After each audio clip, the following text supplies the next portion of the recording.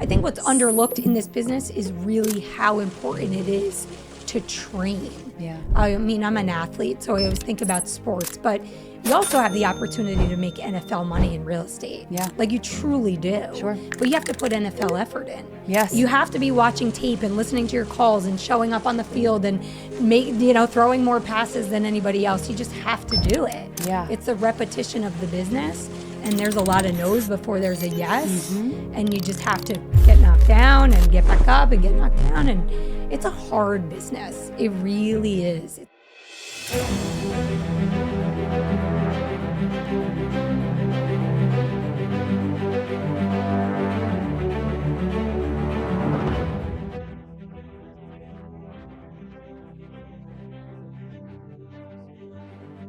All right, guys, welcome back to another episode of Rebuild and Rise. I am your host, Micah Smith, and today I have someone phenomenal as a guest. I'm so grateful that she said yes to being here today. She is going to bless us with her energy, her conviction, and a lot of knowledge. And I'm actually going to let her do her own intro because there's too much to tell, but she is known as the face of Hudson Valley real estate. So I would love to introduce my friend, Lindsay with an A. Yes. Thank you so much for having me. I'm so excited to be here. I mean, obviously, you're my soul sister. Yes. We have lots of energy and a lot in common. So I'm grateful for the opportunity to be here. My name's Lindsay Stevens, as you know. I'm a real estate team leader here in the Hudson Valley. Been in the real estate space since 2009, running a team, I'd say since around 2012. 47 agents on our team. We're on pace to do 200 million in volume this year. So I say we're small but mighty. You know, we're smaller than a lot of the big brokerages in the area, but we outproduce many of them. And we just have a really incredible organization of amazing people. I'm really proud of. That's amazing. And you know what's so funny is like the first time I met you, I had no idea, right? Just the magnitude of what you were building. And you're probably one of the kindest and most humble people I think I've ever had the privilege of meeting. Like, you're so down to earth, your team loves you, you're about building people up. And that's partly why I wanted you on this show, because the show is Rebuild and Rise. And I just feel like everything you do is so centered around building your kingdom. And I had a really good guest on, and I was like, talking about building your empire. She's like, well, I don't do empires, I do kingdoms, because kingdoms, right, the leaders are serving the people. And I feel like you embody that. And so I've always looked up to you and admired you just for your sense of leadership and your leadership style. And actually, I haven't even told you this, but people who are applying for their licenses, they ask about you. And I'm like, yep, you want to work with the Stevens team. I appreciate that. Oh, absolutely. But I mean, so much of what is seen, and I think that you do a really good job depicting, right, to us that there's a lot more to you than just obviously real estate. So I really want to go deep because I want people to understand and see behind the lens, because there's only so much that people really can see. So I just want to pull back the lens a little bit, to what it took to build the woman that you are today. Mm-hmm. And so I guess my first question is that how do you balance the hunger to produce with the responsibility to develop people simultaneously? I actually believe my responsibility to develop people comes first. Mm-hmm. And I tell everybody that. I just say we're a real estate company disguised as we're a personal development company disguised as a real estate company. So we're always developing people first. And I know that if I can develop the person and help them work through whatever challenges they face or limiting beliefs they have or whatever trauma they've been dealt, we're humans, right? Like, we've all walked through some sort of crisis in our life and things that have torn us down. I'm like, if I can get people through hard things and develop them as human beings, then I know I can make them incredible real estate people. Mm-hmm. But I truly believe until you develop yourself personally, mm-hmm. there will always be stuff getting in the way of you excelling professionally. Mm-hmm. And I really believe that. I'm like, you want to sell more real estate? Drink more water, move your body, work through things, deal with conversations that you're avoiding, end toxic relationships, all of the things that have nothing to do with selling houses, mm-hmm. but have everything to do with like building a business. I focus on that first. And then, I do a lot of coaching and training, and we're always developing skill sets in our organization because we understood, like, if we can develop the people and then fine tune the skills. Like we'll just send them off into the field to just be the best in the business. Yeah. I love, so you, before you sat down and started recording, we were talking about, obviously, I guess, so Kevin, obviously, who helps us to film everything, he saw you speak as a keynote, and you do a lot of keynote speeches, and people are like, how do I sell more real estate? And you're like, show up. And you said something really funny. You're like, but I know they won't. Literally, it's my core value. Everybody knows it. Like it's show up. And then sometimes I add, a little extra flair to that, show the blank up. But, it's what I believe is the key to success in life and business. Yeah. Is like, you want to do something, you want to be better at something, you got to put the reps in, you got to show up, just keep showing up. And the more you show up, just the better you get. Like nobody's good at anything when they first start anything. Right. You're just not. You want to run a 5K, the first mile is going to suck forever. Like I've been running my whole life, the first mile still sucks. But it's just the more you show up, the more consistent you become. And then I always say, failure is a habit, right? Quitting becomes a habit. And it's easier for people to give up because it's not working or doesn't feel right, or I'm tired and I don't want to do it today. I have 8,000 other things. And you just become habitual at failing and not showing up. But I tell people showing up and endurance is also a habit. Like the more you show up, the less your brain is going to tell you that it's cold out today, stay in bed, right? It's safety. Our brains want us to stay in safety and stay comfortable. But the more you push through those things and you just show up and you put yourself first and you put your business first and you put the hard things first, the easier it gets. Yeah. So I always say, like, my feelings don't dictate what I'm going to do today because it's a habit to get up, get dressed, get to work, do the things I don't want to do every single day. Yeah. Like I've just been doing it. It's programmed in my brain, right? And we're people. There's days I don't want to do this and lead people and have to deal with all the challenges and all the responsibility, but it's important to me. So I show up. Yeah.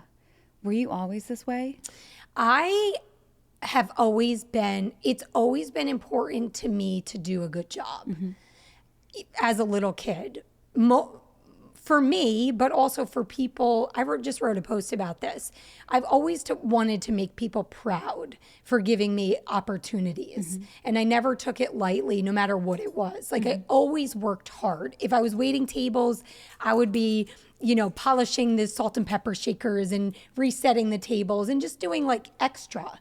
One, because I don't like to be bored and stand still.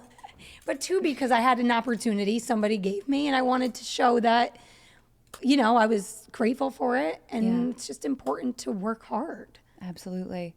Do you have a go-to, because obviously being a leader and you're dealing with people and personalities, and do you have a go-to when people are feeling fearful? And I mean, let's face it, in our businesses, right? I'm sure your people are terrified of cold calling and putting themselves out there and learning something new. And so how do you help people overcome their fears?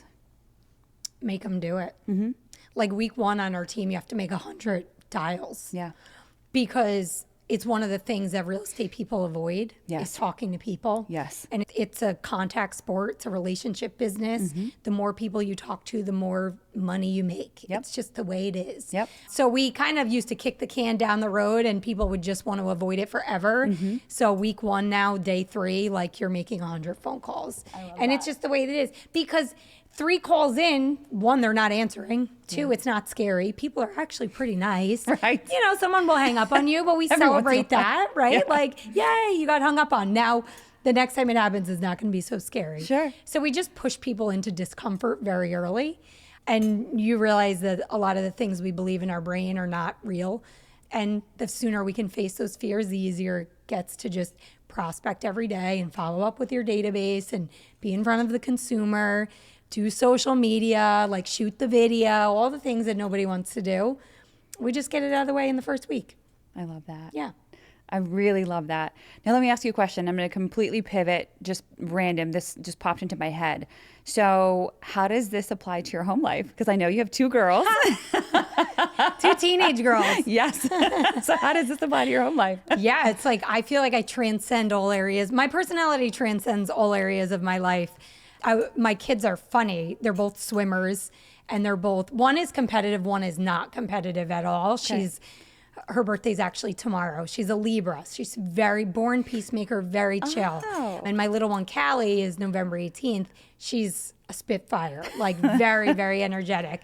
But they use the phrase lock in.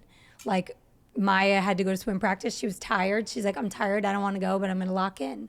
You know, and when they see me they feel like I'm slacking off. They'll say, Mom, you're not locked in. I'm like, who the hell are you? Like, you know. Little U's, who they are. My kids work hard. Like Maya got her own job when she was 14. She hounded the owner of the company, got her own interview, showed up, got the job. She's working tonight. Like they just have seen from very little. They don't know anything else. Like they just see that you have to work hard to earn your place in the world. Nothing is easy. Nothing is free. And you got to chase what you want, you know, like it's just the way it is in life. And I think the younger generation is really losing the understanding that things take effort. And there's like no 8th place trophies in this world. And it's okay to lose. It's okay to fail. But you have to always get back up. And I think that we've taught our kids that from a very young age. And the world is not easy. Yeah. Right? Like you can't expect it to be easy. You can't get handouts. And everything requires effort. Absolutely. I think that's so powerful. And I think that, I don't even know if it's this generation. I think that, I feel like, to me, like that's just humanity. Because we hire ages of every generation within my organization. And I've seen it honestly impacts almost every demographic. Yeah. Just this lack of understanding of what it requires to be successful. And I'm seeing that there's so many commonalities just between people in general. So maybe have a little faith. Yeah. I think it starts at the home. You know what I mean? So I think they say that behaviors are oftentimes caught, not taught. And so anyone who has these types of behaviors and understanding, it's because they saw it. And so you're exposing your kids to something that maybe, their friends won't see because their parents obviously are just, they're different. You know what I mean? So there's very few people. That's why it's called the top 1% or the top 5%, and those numbers truly, there is a larger and larger gap between successful and unsuccessful because of truly, right, the people who are willing to put in the work. Yeah.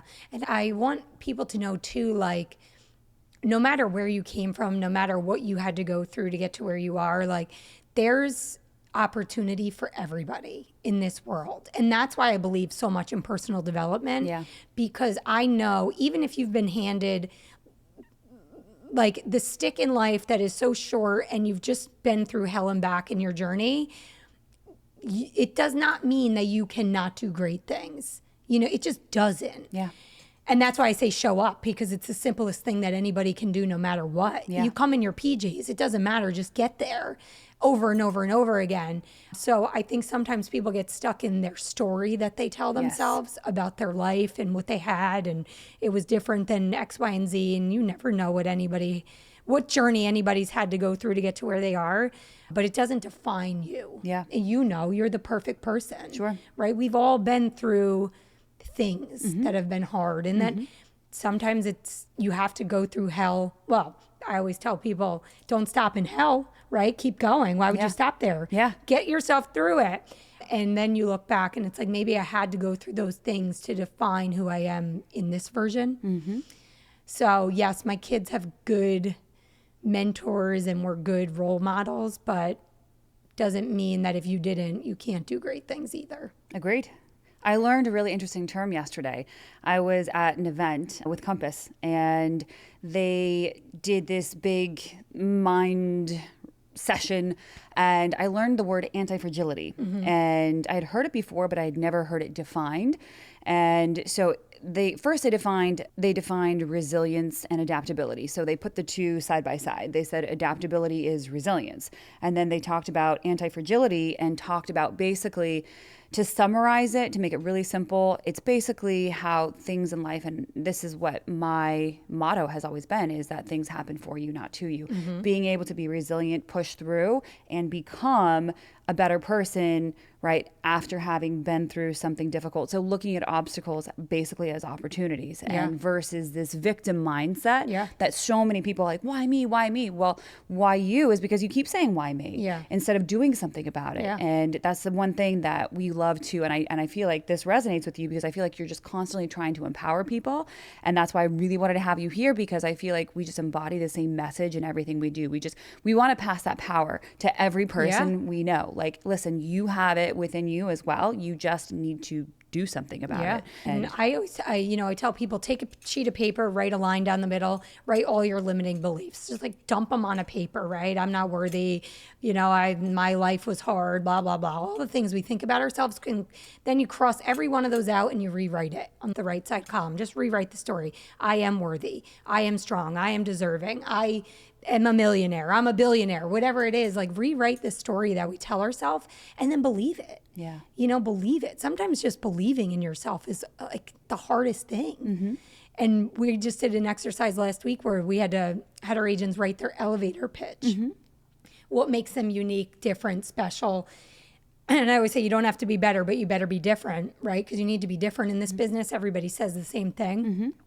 It's really hard for people to share good things about themselves. I've noticed that. It's really, really hard when people have to define what makes them better or what makes them different. It's hard for them. But we can all tell everybody else how all great the they amazing things about themselves. Yep. So I said, when everybody gets off this Zoom, do yourself a favor, shoot a text to everybody on the screen, 3 things that make them special. And it's easy. Your energy is amazing, right? You have just like this incredible nature about the way you carry yourself. Your fashion's on point. Like whatever it is, it's easy for us to tell someone else. So I forget why we got here, but here we are. Everybody has a little bit of ADHD in them, I feel like, just a little bit. Somebody said that to me the other day, and I was like, I think you're right. Yeah. Absolutely. Yep. No, I think that's great. So I have a question for you, too, because in your industry, there is an immense amount of turnover. And I think it's quite an accomplishment to have 47 agents and keeping them happy and helping them become successful. What is your personal secret? We have really high retention on our team. A lot of our team has been with us since the beginning. We don't bring on bodies. I think that's part of the problem in this business.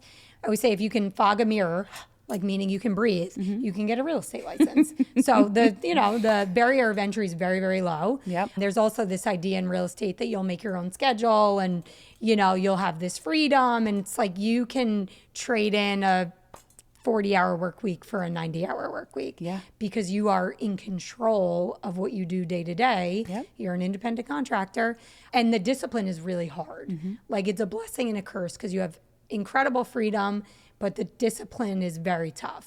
So I think part of the reason is that, right? People get into the business just thinking I'm going to make my own schedule and get rich and drive a Lambo and shoot $100 bills out the window. And the average salary in the real estate space is about $30,000 a year. Yep. The average 50% of the agents in the country last year did not sell a single house. Wow. And the average transaction count for real estate agents about 3 per year. Wow. On our team, agents are doing about 24 transactions a year. The average is about 5 to 15 million. So it's our per agent productivity is very high. And that's because we coach, develop, and train every day. And it really is the differentiator. And leadership matters. It does. A lot of these brokerages, and not to talk bad about anybody because I never will. Yep. You get your license, you affiliate it with a company, and good luck. Yeah. You have to generate your own business. But how do you? Nobody ever taught you how. You don't know how. Right. You don't know what prospecting means, what follow-up means, what cold calling means. And then if you do pick up the phone, what do you say? How do you handle objections? Like, how are you going to deal with people that are on the fence? How do you get them off the fence? All these things, day-to-day things in real estate that you need to practice, they just don't develop the people. Of course. Well, they definitely don't develop the people, but they don't develop the real estate person either with just coaching, training. We're on everyday script, role play, handling objections, what to say, how to say it. And it might seem crazy for people, but we always say don't practice on your paychecks. Yeah. Practice on each other, fumble, say the wrong thing, get feedback, take feedback. You really got to train. How often do you train? Every day. Every day. Every and day. you do it personally? We have, obviously, I'm big on leadership. Yep. So every day we have a different agent leader come on and lead the morning huddle and role play. So everybody on our team is going to be forced into, awesome. not like forced. I love this. You become, in our organization, like we're going to sniff you out and we're going to push you into your best version of yourself. Yeah. So they pick the topics, they come on, they lead the session, and everybody, breaks out on Zoom or in person, and, you fail forward. Yeah. I love that. I think that's great because that's the one big thing that I implemented into my company and organization as well. And that's something that I value heavily because you're right. People don't know what they don't know. And if you don't help them become successful, they're going to get discouraged and they're going to run somewhere else thinking they're going to find something better. And maybe they do. But that leadership, I think, is absolutely critical to your team's success. So I think that says a lot about who you are. And in our business too, like commission is the thing, right? Like what's your split? And it's so much bigger than that. Like you can go get 100% commission split somewhere. Yeah. Doesn't mean you're going to sell houses. Yeah. So it's I think what's underlooked in this business is really how important it is to train. Yeah. I mean, I'm an athlete, so I always think about sports, but you also have the opportunity to make NFL money in real estate. Yeah. Like you truly do. Sure. But you have to put NFL effort in. Yes. You have to be watching tape and listening to your calls and showing up on the field and throwing more passes than anybody else. You just have to do it. Yeah. It's a repetition of the business, and there's a lot of no's before there's a yes. And you just have to get knocked down and get back up and get knocked down, and it's a hard business. It really is. It's a hard business. I'm obsessed with that quote now. Which one? I am going to run with that What one. do I And say? I will absolutely quote the person who said it. don't even know what I said. But you can make NFL money in this business, but you have to put in NFL effort. That is gold right there. I love that because everyone calls me Bill Belichick that knows me really, really well because that's how I am with my team. I love that. I mean, if that doesn't define what is required to be successful, I don't know what does. Yeah. That is amazing. There's no magic. Real estate is like, what's the magic lead source? What can I do? How can I skip the step? How can I make the extra money? There is no secret. Yeah. There is just not a secret. Yeah. It is literally just showing up, Yes. prospecting new business, Yes. talking to people, and taking chances. Yeah. Agents always say, oh, I don't want to waste my time. I'm like, then get out. Yeah. Get out of the business. Yeah. Because you will literally waste your time until you don't, right? Because if I meet you at a property, but this is where like abundance mindset really matters. Every person I meet, I believe I'm meeting them for a reason. And whether you transact with me or don't, there is a reason I met you at that house, at that property. And so I've always, when I was heavy into production, like I just believed I was meeting people for a reason. And maybe you don't close with me, but maybe your friend does, or maybe you changed my life because, I don't know, you teach me something I didn't know before. So you have to believe every opportunity is for a reason, but every opportunity is not going to equal a paycheck. Absolutely. I love that. And that's really what it requires is that shift in mindset, that abundant mindset. I heard something really great because Ed Milet and Andy Frisella, I'm in their mentoring group. And one of the things they taught us is that we need to constantly think this way. The world is rigged in my favor. And I say it every day. The world is rigged in my favor. And if you believe that it is, then it is. And I do. And if I you always believe have. it isn't, then it's not. Then it's not.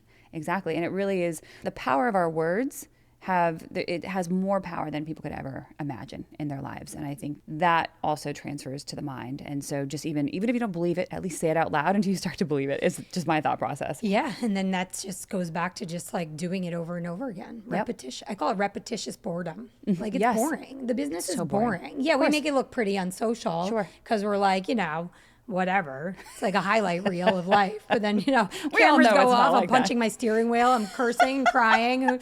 Who knows what else? But it's, every business is hard. Every business I is tell hard. my agents, I'm like, selling coconuts on the beach in Hawaii, that would become hard too. Yes. Because eventually everything becomes a job. Exactly. And, things that you love to do. I love to run. Well, guess what? I'm training for the marathon. It's in 2 weeks. I'm injured. I'm broken. I hate it. And I love to run, but I hate it because it's become one more thing for me to have to do. And that's just the way things are. Yeah. I love that mindset. And I love so much that you have that athlete's mentality. And I had a great conversation with one of my friends the other day, and she's a ballet dancer.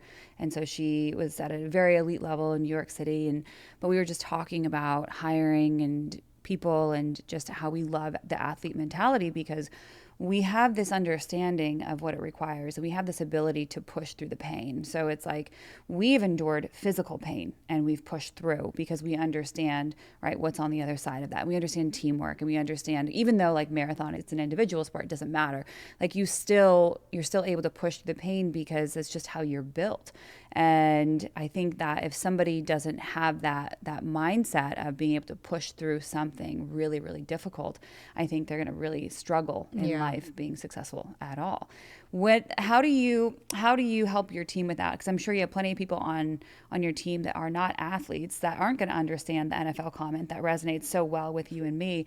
How do you say to someone that doesn't have that athlete's mentality, how do you teach them how to be tough? I think we need to take time to understand what people's goals are. Yeah. Right? Because not everybody's goals are my goals. Yes. Right? And so that was a lesson I had to learn in leadership, right? Mm-hmm. Like, why can't they just do X, Y, and Z? Because they don't want to do X, Y, and Z, and they don't want my life. Yes. And I don't blame them. Sure. So just understanding individually what people are trying to accomplish in their life, and then attaching what that is to what their activity is. So if I understand what you want and need in your life, on like a deep personal level, why is it important to you? Who will be impacted by the results of your success? Then I can tie what you are or not doing in your day-to-day life to what you said you wanted for yourself in this business, right? So if you're not showing up, how is your daughter going to be impacted? The same daughter you told me you promised you were going to do X, Y, and Z for. Yeah. Right now, you are not in alignment with the things that you said you wanted. So forever, it was what Bruce and I believed everybody needed to do day to day to achieve X number of dollars or transactions in their business. And not everybody wants to do that. You're right. Right? And we have a system called Sisu, which we love, that takes their goal and it breaks it down very, very simply into things they need to do daily in their business to achieve the end goal. And it goes from making 6 figures to, okay, I need to only talk to 2.6 people today to get to 6 figures. So it's like small bites of their day-to-day in their business to achieve like the larger goal, but just listening to what they actually want. Yeah. You know? That's huge. Maybe somebody only wants to make X number and is nowhere near what the next person wants. Sure. And we're pushing them to do things that aren't like impactful to who they are or what they want in their life. So we let everybody goal set individually. And not dollars, like not, I want to make, everyone says I want to make 6 figures. Sure. Why? Exactly. And who will be impacted by that? Why does it matter to you? And then from there, you get into all the other things, you know? Yeah. We call it the trauma dump. Somebody always cries on day 1 of our onboarding. You know, they come in thinking, like, yeah, I'm going to, start selling real estate. And then day 1 is like, you're going to pour your soul out at that table. Yeah. 2 things it does. It creates a subculture inside of our culture that is very difficult to replicate, because the people that onboard together become so tight-knit through this process, because you don't really know people without knowing their story and seeing them be vulnerable and having them share. Right? You're tough, you're strong. There's nothing wrong with you. People probably never ask you, Micah, is there anything you need? Can I help you? Because nobody ever asks that, except for my best friend. So you don't see people's interior until like they break the walls down. So it got coined the trauma dump from people that have been through it. And it's just like day 1 of onboarding, you just share all of it. Wow. The good, the bad, the ugly. Somebody's always crying. If one cries, everybody's crying. And then it's like, okay, we can get to work now.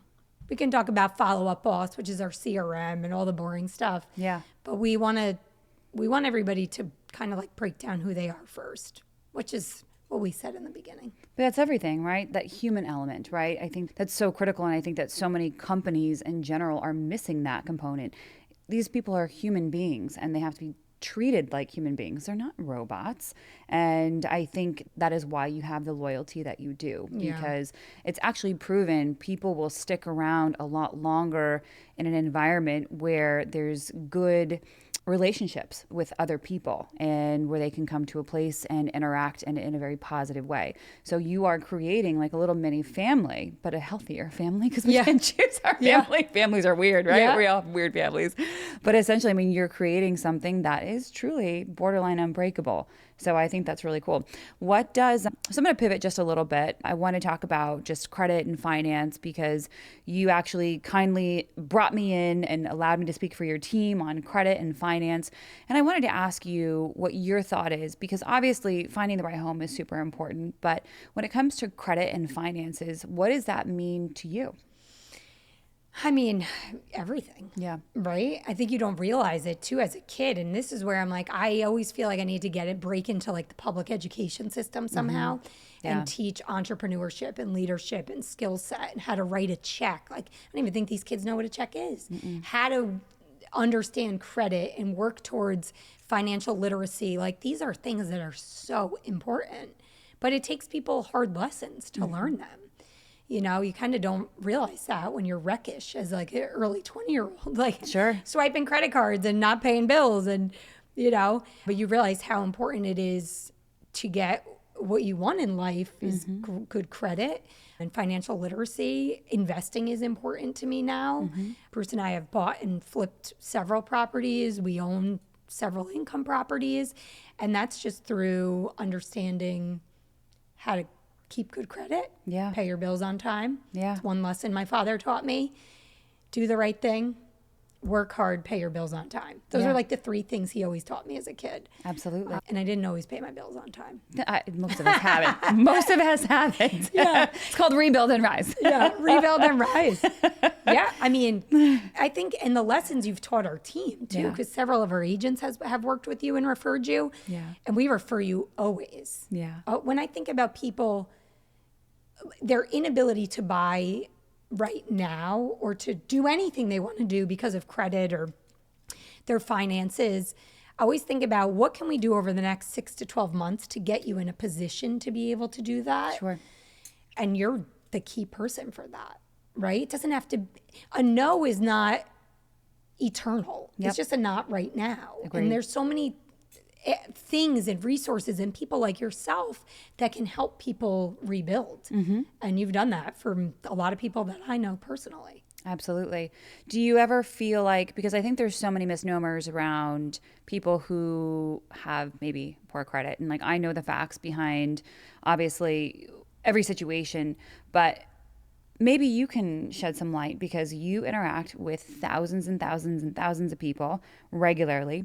And maybe you can dispel some misnomers about, you know, someone who maybe is not in the best situation. Like, what have you seen that is maybe just a misunderstanding? I think people believe they can't, or they don't deserve it, or they'll never be capable, or they don't make enough money, or whatever. And I've had many, many people in my career tell me it's never going to happen for me. I was like, well, now you're screwed. Really? Because now you told me that, and guess what? We're going to make it happen. And one of my really, really good friends, Ian, if he's watching this, I'll share it with him. I think about him all the time because he told me it would never happen for him. It actually couldn't happen for him. What couldn't happen for him? Buying a home. Okay. Because of finances and credit, and he was in recovery and all the things, right? And he told me that. He said, one day, Lindsay, I hope I can, figure it out. And one day became like 8 months later for him, just through cleaning up credit, paying off debt. He got a co-signer. His mom co-signed on a loan for him. And he bought a $130,000 property in Tilson that's probably worth right now close to $500K. Wow. And I always am thinking about him because he did something he couldn't do. He thought he couldn't do. And I made him do it, pushed him. I didn't make him do it. He did it. I pushed him to do it, have the courage to do it. And just understanding your finances, understanding things maybe that you can do to impact your credit in a big way. You taught me so many things about credit I didn't know. Sure. Thank you. I think just reaching out and having the conversation and being afraid to ask for help. Yeah, absolutely. I mean, that help component, I think, that's something that so many people are afraid to do. I mean, let's just have a candid conversation here, because I'm sure your friend, you said his name was Ian. So, I mean, how long did it take him to become honest with you and say, like, right? I mean, I think that's the most important thing. Like one of my favorite quotes is, "You're only as sick as your secrets." And so we tell people all the time, I'm like, we can't do anything if you hold it all in. Like, we can't help you. I mean, it's just, what would you say to someone who is just holding it in, refuses to share with an expert like yourself or with myself because there's this fear of shame or guilt or whatever they're feeling? I mean, having seen what Ian has gone through, like, how do you coax somebody out of that? Just, we're people. Yeah. Just say it. Yeah. I mean, I have a friend who just closed down a house. You actually helped him. He's a doctor. His credit was in the toilet. Yeah. It's our number one client is doctors. It's weird. Who cares? Yeah. It's not that deep. Yeah. I don't even know what generation they are. They're the young generation on our team. That's their famous line. It's not that deep. Yeah. And I'm like, okay, yeah, you're right. That's the new quote? It's not that Oh, deep. good. I just learned something. Yeah, like it doesn't, like, I'm always like, this, that. They're like, it's not that deep. I'm like, Interesting. you're right. It's not. Interesting. Just say it, right? Like, they were terrified to tell me that they had terrible credit. And like, we had to shut the door and we were in this house. And I'm like, okay. Yeah. Oh, Micah. Yeah. And then they're like, I don't know. Like, okay. Because I think they think, well, people will judge them. And that's a doctor, right? So maybe if you're just literally working to make ends meet. Sure.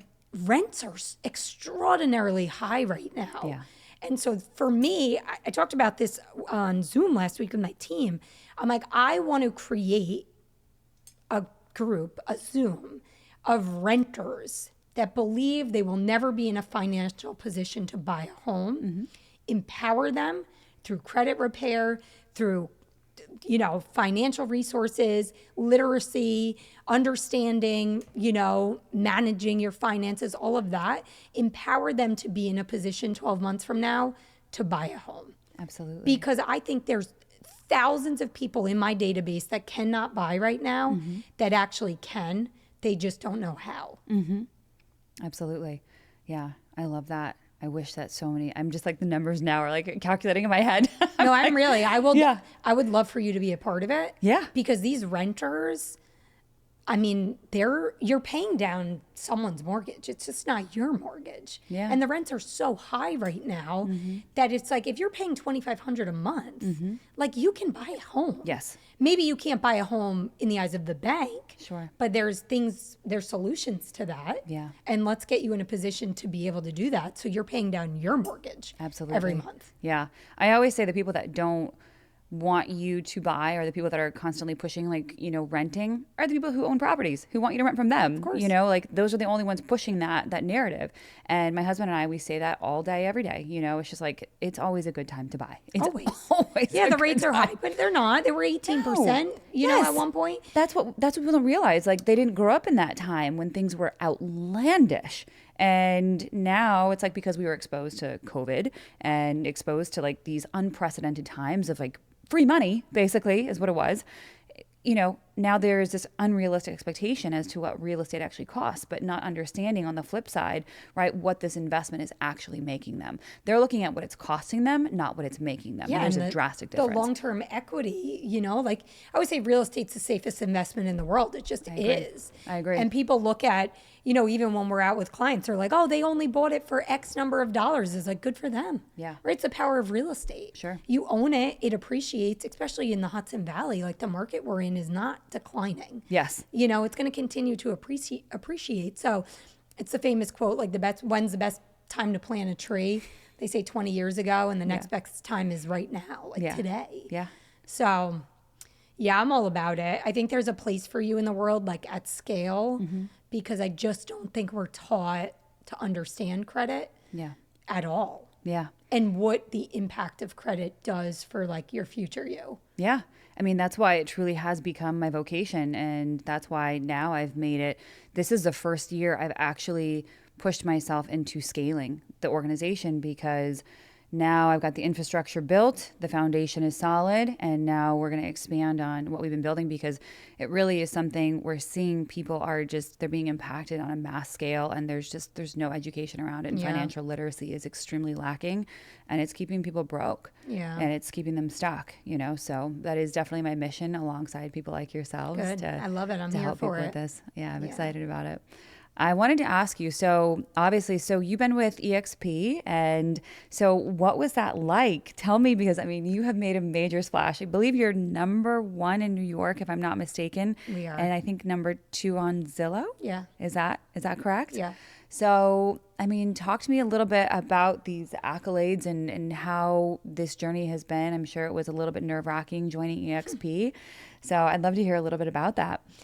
Yeah, we moved over to EXP in 2021. Yeah. And where were you prior? Independent. Okay. So we were boutique, which we said we would be boutique for life. Okay. And the reason we made a move was not because of like the model. Yeah. So in our business, everybody asks about splits, the model. It's all about it's all about the commission split. Right. I don't care. I didn't care about that at all. Yeah. And EXP's model is amazing, right? It's a great split, very low cap, which is like what you pay into the brokerage every year. There's health insurance, there's stock options. It's great.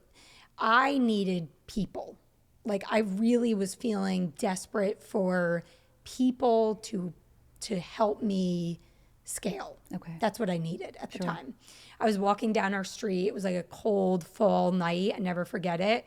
And I was like, I need a better way. I need a better way. I was working 7 days a week, 90 hours a week, every day. If my eyes were open, I was working. Wow. I was doing 100 transactions a year by myself. I was just like, all I did was work.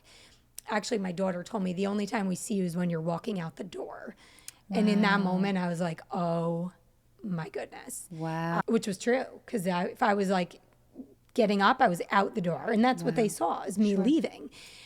And so I'm like, I need a better way. I need to be around people that are going to teach me how to scale and grow and leverage.